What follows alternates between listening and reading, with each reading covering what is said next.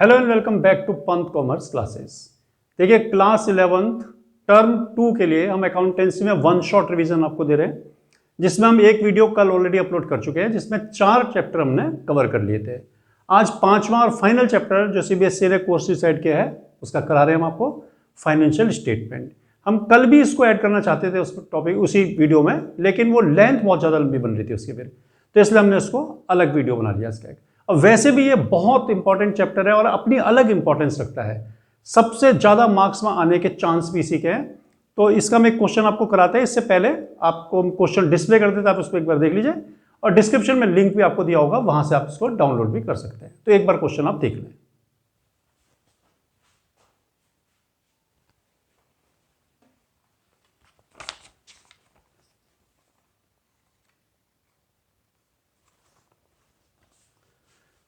देखिए सबसे पहले एडिशनल इंफॉर्मेशन जो दी हुई हैं वो जिस भी बैलेंस पर हो उस पर हमें टिक कर लेना चाहिए। तो आपने देख ही लिया होगा, हमने टिक कर रखा है। तो हम क्या करेंगे, सबसे पहले इनको प्लेस करेंगे। तो पहले एक बार समझ लीजिए, आपको ट्रेडिंग और प्रॉफिट एंड लॉस अकाउंट बनाना है और बैलेंस शीट बनानी है। ट्रेडिंग अकाउंट में जितने भी एक्सपेंसेस फैक्ट्री से रिलेटेड होते हैं या रिलेटेड टू परचेज होते हैं, यानी कि आपके आउटपुट को इनपुट को आउटपुट में कन्वर्ट करने में जो खर्चा लगता है वो आता है फैक्ट्री में, डायरेक्ट एक्सपेंसेस सारे के सारे।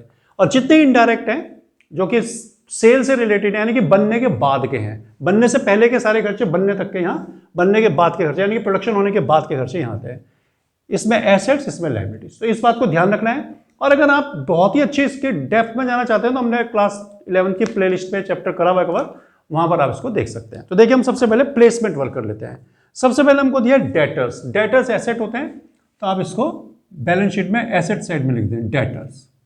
और इस पर एडजस्टमेंट है इसलिए इसको हम अभी अंदर ही लिखेंगे 73,500। ड्राइंग्स, ड्राइंग्स कैपिटल में से लेस होती है, तो पहले कैपिटल लिख लेते हैं, जब इसकी वैल्यू आएगी तो हम इसको वहां लिख देंगे लेस ड्राइंग्स। ड्राइंग्स दी है 15,600, इसको हम लेस कर लेंगे इसमें से। नेक्स्ट है इंश्योरेंस। इंश्योरेंस एक इनडायरेक्ट नेचर का एक्सपेंस है जो कि प्रॉफिट एंड लॉस में आएगा, तो यहां हम लिखते हैं टू इंश्योरेंस। इंश्योरेंस की वैल्यू 1800 है, मैं आपको अभी अंदर ही लिखनी पड़ेगी क्योंकि एडजस्टमेंट है इस पर। देखिए नेक्स्ट है जनरल एक्सपेंसेस।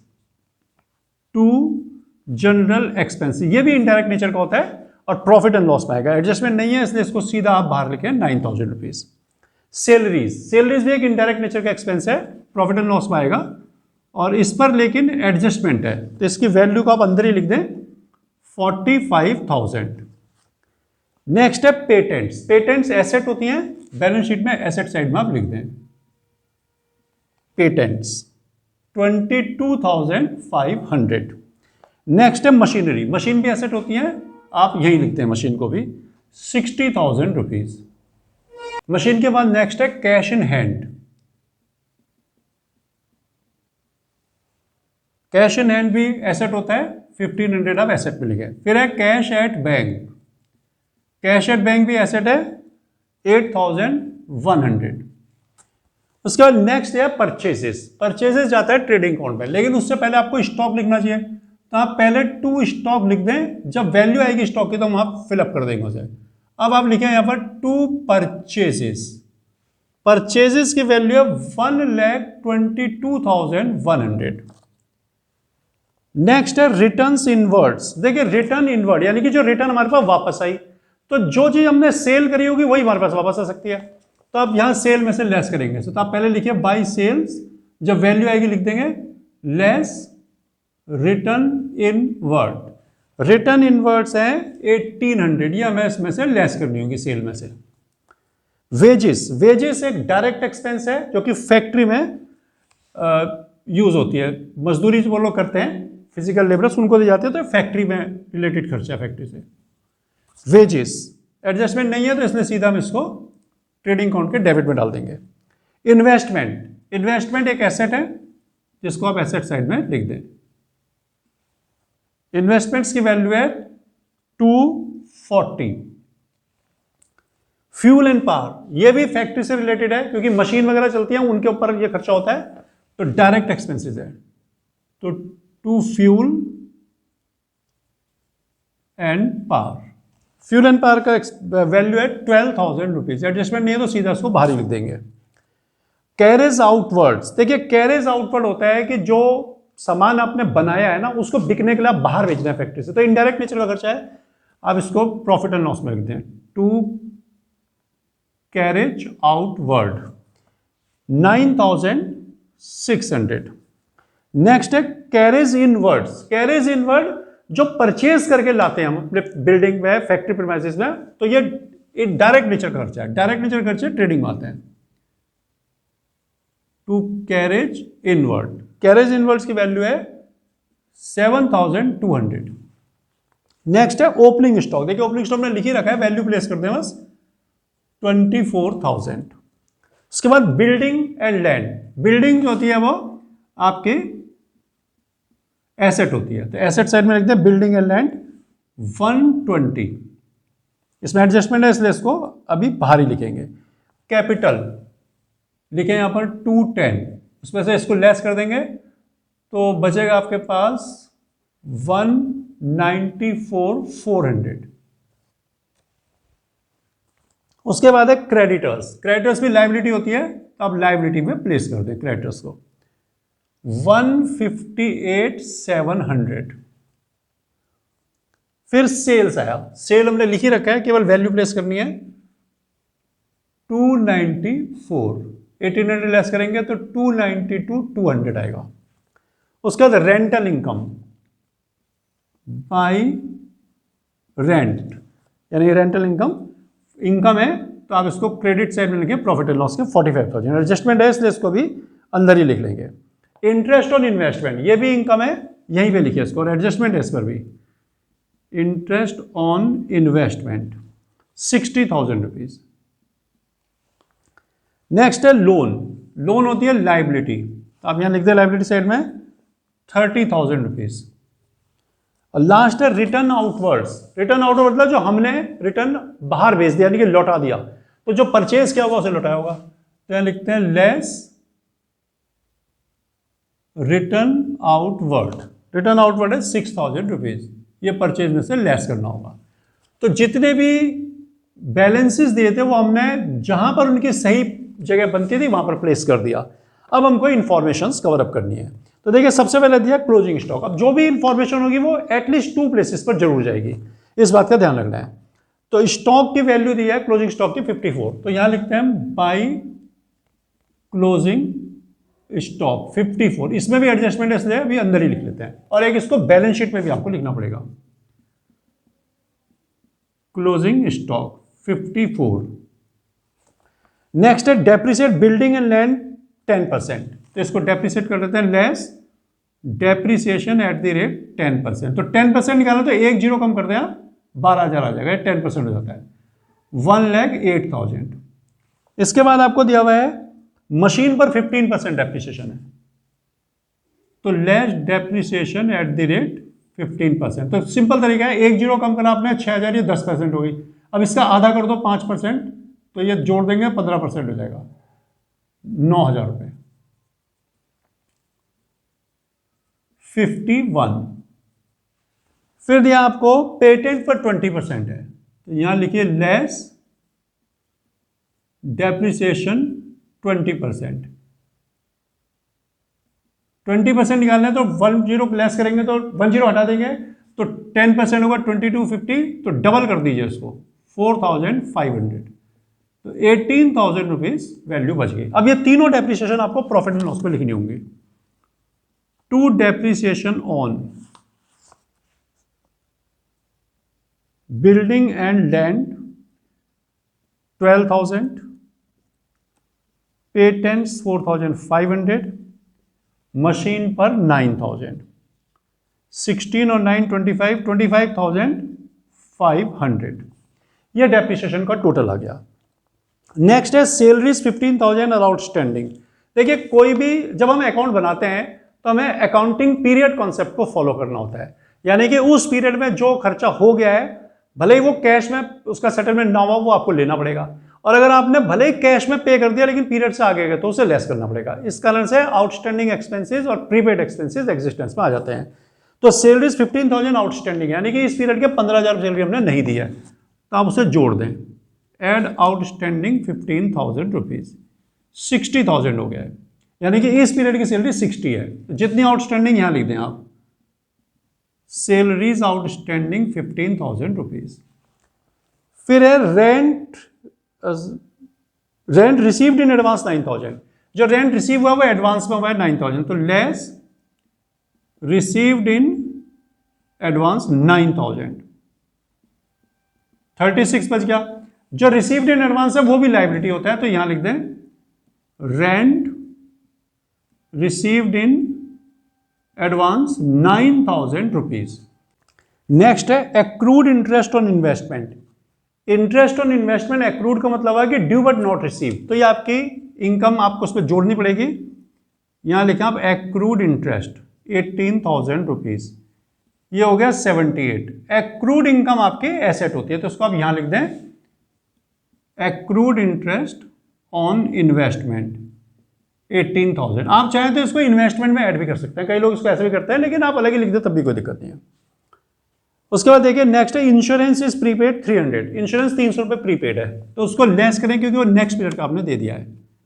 लेस प्रीपेड 300, 1500 इस पीरियड का है। जितना प्रीपेड है वो एसेट होता है, तो अब यहां लिखें प्रीपेड इंश्योरेंस 300।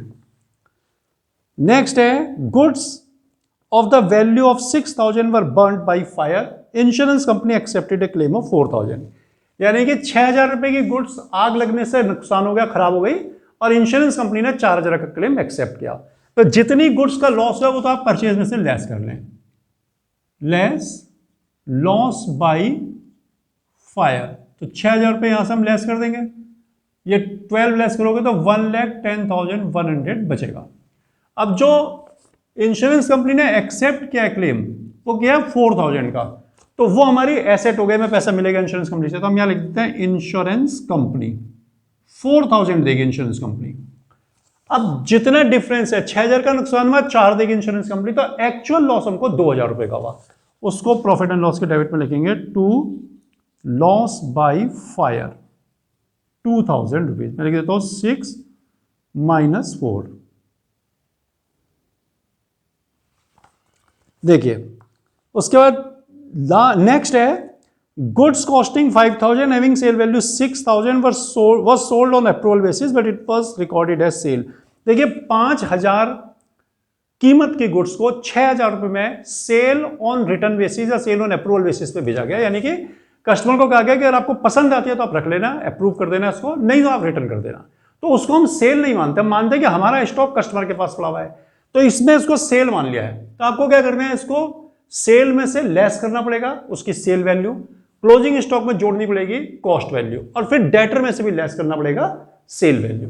तो देखिए यहां सबसे पहले सेल ऑन अप्रूवल, ये 6,000 रुपए इसमें से माइनस कर दें, तो आपका आ जाएगा 286,200, ये आ जाएगा। अब ये 6,000 आपने कर देना, क्लोजिंग स्टॉक में जोड़ दें इसे, एड सेल ऑन अप्रूवल, लेकिन क्लोजिंग स्टॉक में आपको केवल जोड़ना पड़ेगा 5,000 जो उसकी कॉस्ट है, ये हो गया 59,000। अब ये आप यहां भी करिए एडजस्ट, यहां आप करिए less sale on approval basis, 6,000 रुपए यहां से आप लेस कर दें 67,500, और क्लोजिंग स्टॉक में आप 5,000 जोड़ दें, एड सेल ऑन अप्रूवल 59,000। तो ये एडजस्टमेंट पूरा हो गया। अब एक लास्ट बचता है कि कमीशन 10% देना मैनेजर को, तो ये तो अभी नेक्स्ट जो हम करें प्रॉफिट निकाल लेंगे उसके बाद आएगा ये। तो इसमें देखिए अब आप पहले प्रॉफिट कैलकुलेट करेंगे हम, और ग्रॉस प्रॉफिट सबसे पहले आएगा 286,200, 59,000, 345,200, 345,200, इसमें से हम माइनस कर लेंगे 24,000, 110, 100, 42 ये दोनों हो गए, और 7,200, 161,900 to gross profit carried down. इसको यहां ले आते हैं बाय जीपी ब्रॉट डाउन 161,900। अब इनमें टोटल कर लेते हैं इसका, प्लस 36 ऐड कर दीजिए, प्लस 78 आ जाएगा, तो 275,900। ये सब लेस करिए इसमें से, माइनस 1500, 9,000, 60,000, 9,600, 25,500 और 2,000, तो ये आ गया 168,300 to net profit before commission to manager carried down. यहां लिखिए by net profit brought down 168,300। अब देखिए मैनेजर का कमीशन कितना है, मैनेजर का कमीशन है 10% to be provided for commission to manager. अब देखिए इसमें ये नहीं लिखा कि आफ्टर चार्जिंग है बिफोर चार्जिंग है, तो अब इसको बिफोर ही मानेंगे और यहां लिख देंगे टू कमीशन टू मैनेजर। तो सिंपल इसका 10% आप निकालिए 16,830। अगर इसी को कह देते कि आफ्टर चार्जिंग सच कमीशन, तो 10/110 करके देना पड़ता। अभी तो हमने 10 दिया, अभी हमने दिया 168,300 इंटू 10/100, तो ये आपका आ गया। अगर आपको आफ्टर चार्जिंग हुआ तो आपको 110 नीचे जोड़ना पड़ेगा उसको, लेकिन इसमें ऐसी कुछ इंफॉर्मेशन नहीं है, तो इसको सिंपल 10% ही दे देंगे। और उसके बाद लिखिए आप टू नेट प्रॉफिट, अब ये आपका एक्चुअल प्रॉफिट आ जाएगा 168,300, 168,300, इसमें से आप माइनस कर ले 16,830, तो 151,470। अब ये कमीशन आप यहां लिखें, प्रोविजन फॉर मैनेजर कमीशन 16,830। अब इसके बाद आपको बैलेंस करना है, पहले प्रॉफिट आप यहां जोड़ दें, एड नेट प्रॉफिट।